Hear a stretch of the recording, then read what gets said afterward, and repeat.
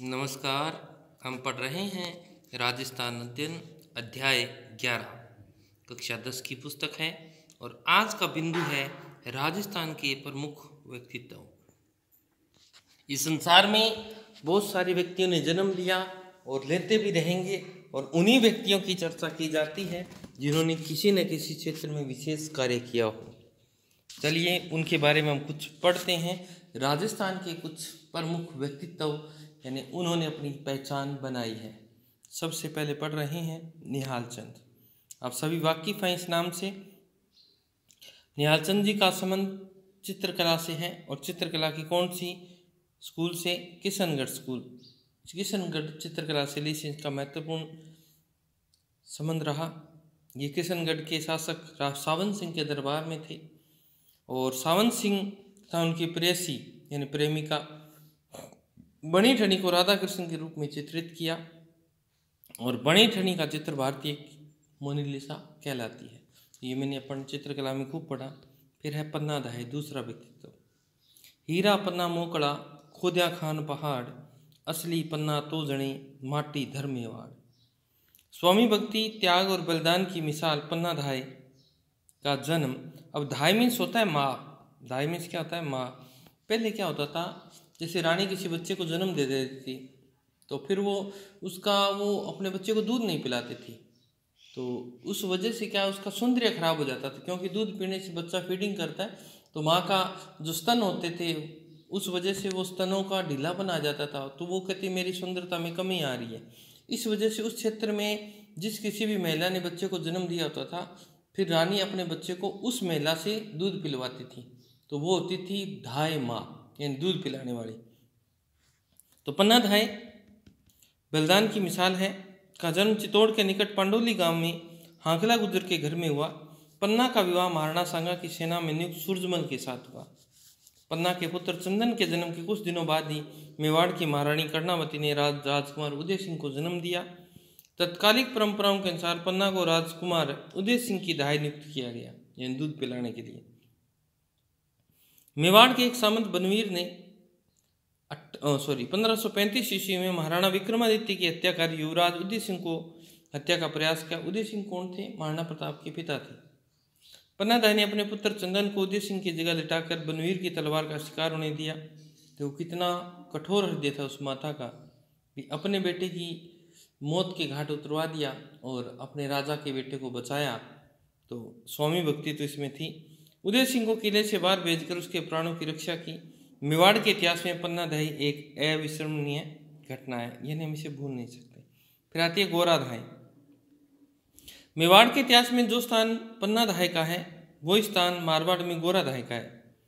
यानी मेवाड़ में तो थी कौन? पन्ना धाय, और मारवाड़ में है गोरा धाय। वीरांगना गोरा धाय का जन्म 4 जून 1646 को एक माड़ी परिवार में रत्नोजी टाक और माता रूपा के घर जोधपुर में हुआ। इनका विवाह मंडोर के मनोहर गोपी बलावत के साथ हुआ। 1678 में जोधपुर के महाराजा जसवंत सिंह की जमरूद में मृत्यु हो जाने के बाद, और जब जसवंत जी की मृत्यु होती है तो ये बड़ा फेमस हुआ था कि आज कुफर का घर इस्लाम का घर हो गया है ना। तो इनकी मौत पर वो वाक्य बोला गया था। उनके सरदारों ने महाराजा के परिवार को सुरक्षित रूप से जोधपुर ले जाना चाहा। मार्ग में महाराजा जसवंत सिंह की रानी ने राजकुमार अजीत सिंह को जन्म दिया। ये खबर मिलने पर औरंगजेब ने जसवंत सिंह के परिवार को दिल्ली बुला लिया और औरंगजेब के इरादे ठीक न जानकर वीर दुर्गादास ने महाराजा के उत्तराधिकारी राजकुमार अजीत सिंह को बचाने की युक्ति सोची और यही अजीत सिंह बाद में बड़ा होकर दुर्गादास को क्या कर देता है? देशद्रोही करार करता है। तो ये तो आगे हम पढ़ चुके हैं हिस्ट्री में। वीर दुर्गादास या मारवाड़ के अन्य वफादार सरदारों ने गोरा धाय को एक साधारण सिपाही कर्मी का स्वांग यानी रूप धारण रचाकर राजकुमार को शाही पहरे से निकालने की योजना बनाई और ये उसमें टोकरे में गंदे पत्तों के बीच छुपा कर लाती है अजीत सिंह को। वह अपने पुत्र को अजीत सिंह के स्थान पर रखकर राजकुमार को टोकरे में सुरक्षित ले आई। राजकुमार को गोरा धाय ने मुकंदास खिंची जो कि सपेरे के भेष में था को सुपुर्द किया। इस प्रकार गोरा धाय ने जोधपुर राज्य के उत्तराधिकारी की जान बचाई, धन्य है गोरा माँ। गोराधाय के अपूर्व त्याग को जोधपुर राज्य के राष्ट्रीय गीत धूंसा में गाया जाता है। इसकी स्मृति में जोधपुर में 6 खंभों के संयुक्त छतरी 1711 ईस्वी में बनाई गई और जोधपुर में गोराधाय नाम से एक बावड़ी भी है। फिर आती है गौरी बाई। बहुत बार पेपरों में पूछा जाता है इसका संबंध किस जिले से है, तो ध्यान रखना डूंगरपुर से है। डूंगरपुर के नागर ब्राह्मण परिवार में जन्मी कृष्ण भक्त कवयित्री गौरी बाई को वागड़ की मीरा कहा जाता है। वागड़। डूंगरपुर महाराव शिव सिंह ने गौरी बाई के लिए 1829 में बाल मुकुंद मंदिर का निर्माण करवाया था। फिर आते हैं दुर्गादास जी राठौड़।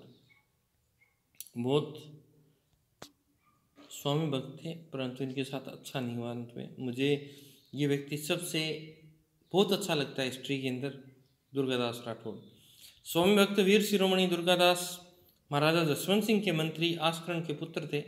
इनका जन्म 13 अगस्त 1638 को मारवाड़ के सालवा गांव में होता है और ये जसवंत सिंह की सेना में रहे। महाराजा की मृत्यु के बाद उनकी रानियों तथा खालसा व जोधपुर के उत्तराधिकारी अजीत सिंह की रक्षा के लिए मुगल सम्राट औरंगजेब से उसकी मृत्यु पर्यंत राठौड़ सिंसोदिया संघर्ष का निर्माण कर संघर्ष किया। शहजादा अकबर को औरंगजेब के विरुद्ध सहायता दी। उनके पुत्र पुत्री बुलंद अख्तर और सफीउन्निसा को इस्लाम उचित शिक्षा देकर अपना मित्र धर्म निभाया और सहिष्णुता का परिचय दिया। अंत में महाराजा अजीत सिंह जी से अनबन होने पर ये देखिए सहकुटुंब मेवाड़ चले गए और अपने स्वावलंबी होने का परिचय दिया। अब ध्यान रखना थे कहाँ के, राजस्थान की। मृत्यु कहाँ होगी, बाहर। तो ये इंपॉर्टेंट प्रश्न बनेगा। दुर्गादास जी की मृत्यु उज्जैन में 22 नवंबर 1718 में हुई। इनकी वीरता और साहस के गुणगान मारवाड़ में ये उक्ति प्रचलित है कि माड़ ऐसा पूत जन जैसा दुर्गादास। फिर आते हैं दुर्सा जियाडा। इंपॉर्टेंट है दुर्सा जियाडा। अकबर के समकालीन दुर्सा जियाडा ने महाराणा प्रताप और राव चंद्र सेन के देश प्रेम की भावना का यशोगान किया। विरुद्ध छतरी इनकी जीवनी रचना है। कीर्तान बावनी, बीरमदेव सोलंकी, राधुआ आदि इनकी रचनाएं हैं। देखिए ये किस आदमी था जिसने अकबर के सामने महाराणा प्रताप की क्या की प्रशंसा की थी, तो कितना इसका हृदय कठोर रहा होगा ये आप सोच सकते हैं। फिर है दयालदास जी। इनका संबंध किस जिले से, बीकानेर राठौड़ारी। ख्यात के रचनाकार दयालदास जी का जन्म 1798 में बीकानेर के कुड़िया नामक गांव में हुआ। बीकानेर जिले से संबंध रखते हैं। दयालदास जी ख्यात की हस्तलिखित प्रति में राठौड़ की उत्पत्ति से लेकर महाराणा सरदार सिंह के राज्य रोहन तक का इतिहास लिखा गया है। यह ख्यात बीकानेर राजवंश का विस्तृत विवरण जानने, मुगल मराठों के संबंध जानने, फरमान निशान आदि के राजस्थानी में अनुवाद, बीकानेर की प्रशासनिक व्यवस्था को समझने के लिए महत्वपूर्ण है। कवि राज श्यामल दास वेरी वेरी इंपॉर्टेंट आदमी है इतिहास की दृष्टि से देखें तो। मेवाड़ के महाराणा शंभू सिंह और उनके पुत्र राजा महाराजा सज्जन सिंह के दरबारी कवि शिवराज श्यामल दास का जन्म 1836 में दोकलिया भीलवाड़ा में हुआ। मेवाड़ महाराणा शंभू सिंह के आदेश पर इन्होंने मेवाड़ राज्य का इतिहास लिखना शुरू किया, इसलिए मैंने कहा कि इतिहास के लिए इम्पोर्टेंट है ये, जो कि वीर विनोद नामक ग्रंथ में रचित है। बहुत बार पेपर में पूछी गई है वीर विनोद किसकी रचना है, तो ध्यान रखना श्यामल दास की है। ब्रिटिश सरकार ने इनको केसरे-ए-हिंद की उपाधि से नवाजा। महाराणा मेवाड़ ने इनको कवि राजा की उपाधि से भी विभूषित किया था। फिर अपन लेते हैं गौरी शंकर हीराचंद ओझा, वेरी वेरी इंपॉर्टेंट आदमी, इतिहासकार है। राजस्थान के इतिहासकार पुरावेतक गौरीचंद हीराचंद ओझा का जन्म 1863 में रोईडा सिरोही में हुआ। बस इतना याद रखना है, जन्म जरूर पूछेगा, सिरोही में हुआ। प्राचीन लिपि का अच्छा ज्ञान होने के कारण इन्होंने भारतीय प्राचीन लिपिमाला नामक ग्रंथ की रचना की। अंग्रेजों ने इन्हें महोपाध्याय राय बहादुर की उपाधि भी प्रदान की थी। इन्होंने राजस्थान की कई रियासतों को लिखकर उन्हें समर्थ बनाया। इन 2 उपाधियां दी गई थी इनको, ठीक है, ये आप थोड़ा सा ध्यान रखेंगे। एक तो ये रही और एक ये रही। फिर है बावजी चतुर सिंह। बावजी चतुर सिंह मेवाड़ राजघराने से संबंधित आदमी है। इनका जन्म 1879 मेवाड़ के कजराली गांव में हुआ। विवाह के कुछ समय बाद ही विदुर हो जाने पर इन्होंने सेवों को धार्मिक कार्यों और समाज सेवा में लगा दिया उदयपुर के पास सुखेर गांव में एक झोंपड़ी में योग का अभ्यास करवाना, चिंतन, जन उपयोगी साहित्य की रचना करते हुए अपना जीवन बिताया। वे संस्कृत और राजस्थानी भाषा के अच्छे जानकार थे। भगवत गीता की गंगाजली टीका, परमार्थ विचार, योग सूत्र की टीका, सांख्य तत्व की समास टीका, मानव मित्र चरित्र, शेष चरित्र, अलख पचीसी, अनुभव प्रकाश, चतुर चिंतामणि, समाज बत्तीसी आदि इनकी प्रमुख कृतियां हैं। अपनी रचनाओं के माध्यम से जन जागरण का प्रयास करते हुए 1929 में चतुर सिंह की मृत्यु हो गई और चतुर सिंह ने अच्छे और बुरे लोगों के संबंध में अपने प्रतीकों के माध्यम से समझाते हुए लिखा, कार्ड तो के तो फिर है, यानी कार्ड जो होता है ना वो तो क्या कोई बात कहता हो फिर रहा है, हर की नहीं हर नाक, हर एक आदमी नहीं, क्यों कार्ड के ऊपर ही लिखा होता है तो उस चीज़ को हर आदमी पढ़ सकता है।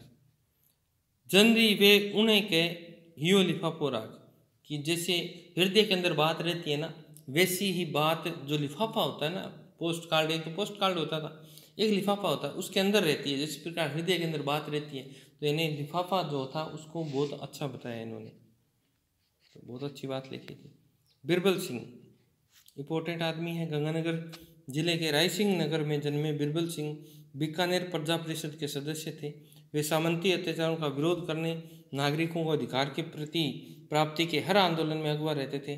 प्रजा परिषद ने 30 जून 1946 को रायसिंह नगर में एक कार्यकर्ता सम्मेलन कर भावी रणनीति पर विचार किया। 1 जुलाई 1946 को झंडा गीत यानी झंडे का अभिवादन करते हुए कार्यकर्ताओं के हाथों में तिरंगा लिए सम्मेलन स्थल पर पहुंचते हैं। इस बीच रेलवे स्टेशन पर कार्यकर्ताओं की क्या हो जाती है, गिरफ्तारी। उन पर जुल्म की सूचना पाकर बिरबल सिंह के नेतृत्व में कार्यकर्ता हाथ में तिरंगा लिए स्टेशन की ओर बढ़ने लगे, जिससे घबराकर सरकारी अधिकारियों ने गोली चला दी। उन्हीं एक गोली का शिकार हुए बिरबल सिंह, लेकिन तिरंगे को मरते मरते भी गिरने नहीं दिया। घायल अवस्था में बिरबल सिंह के बोल फूट रहे थे, झंडा ऊंचा रहे हमारा, झंडा ऊंचा रहे हमारा। तो ये थे बिरबल सिंह जी। अब आते हैं विजयदान देत्था।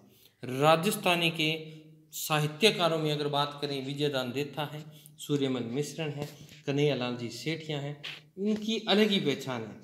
सबसे पहले हम विजयदान देत्था को पढ़ लेते हैं। इनका जन्म 1 सितंबर 1926 को कहाँ होता है, बारूंदा जोधपुर में होता है। और इनकी बहुत सारी कृतियाँ फेमस हुई, रचनाएं, जिनमें सबसे ज़्यादा जो फेमस है वो है बातारी फुलवारी। और ये कितने भागों में है, पीछे पढ़ाया था, 14 भागों में है, 14 खंडों में। बापू के 3 हथियारे, ये आलोचना है 1948 में लिखी। चौधरायन की चतुराई, ये छोटी कहानी है जो 1996 में लिखी। फिर दुविधा, मैंने बताया था पहली फिल्म बनी हुई है इस पर। और अलेखो हिटलर आदि हैं। ये रूपायन संस्थान बारूंदा, ये पूछा गया प्रश्न है, रूपायन संस्थान कहाँ है, तो देखना बारूंदा, और बारूंदा जोधपुर में है। उसके सह संस्थापक थे। बिज्जी उपनाम से प्रसिद्ध थे, क्योंकि नाम बिगाड़ने में राजस्थानी माहिर है। 1974 में इन्हें केंद्रीय साहित्य अकादमी पुरस्कार मिला। 1992 में इन्हें भाषा परिषद पुरस्कार मिला। सन 2002 में बिहारी पुरस्कार मिला। 2006 में साहित्य चूड़ामणि पुरस्कार मिला। 2007 में पद्मश्री मिला और 2012 में राजस्थान रत्न से सम्मानित किया गया। इनकी एक लोक कथा पर मणिकौल ने अपनी पहले द्विधा फिल्म बनाई। फिर इसी कथा पर अमोल पालेकर ने पहली नामक फिल्म बनाई है। तो ध्यान रखना, इसकी कौन सी कहानी, द्विधा, तो ये मैंने आपको बता दिया है। फिर आते हैं जी अपने कन्हैयालाल जी सेठिया। कन्हैयालाल सेठिया देख लेते हैं, कल के लिए क्लास बचेगी या आज ही पूरा करवाएं, देख लेता हूँ कितना बच गया। तो फिर ये तो कल ही करेंगे, फिर कल क्लास छुट्टी रह जाएगी। तो आज के लिए फिर इतना ही, कल मिलेंगे कन्हैयालाल सेठिया। और हमने हंसते खेलते क्लास 10th की जो कला संस्कृति की क्लासें थी, किताब थी, वो पूरी कर ली है। तो आज के लिए इतना ही, मिलेंगे कल, तब तक स्वस्थ रहें, मस्त रहें। जय राजस्थान, जय भारत।